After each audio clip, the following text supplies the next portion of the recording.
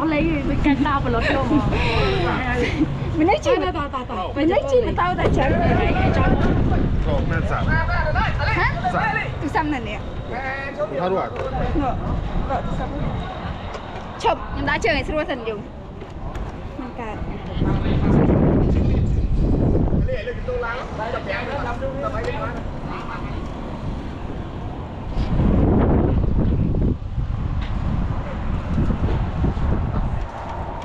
mà hàng này thật mà mẹ ăn thắt đấy nè mà cho mà mẹ ăn bữa tao ao cái đau rồi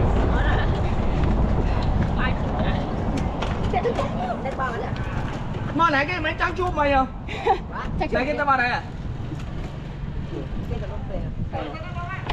bán đâu cô nữa đâu đi đâu mui Chơi cái tao trâu ok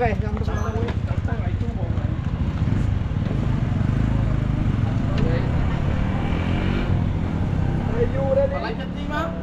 Okay. Hey you ready? yes sir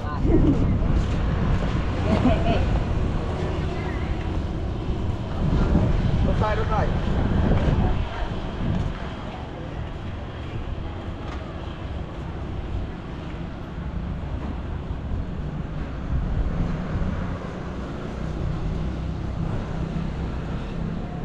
Ba này tao ra không phải nè, em ơi, cần nâng tay như ra rồi.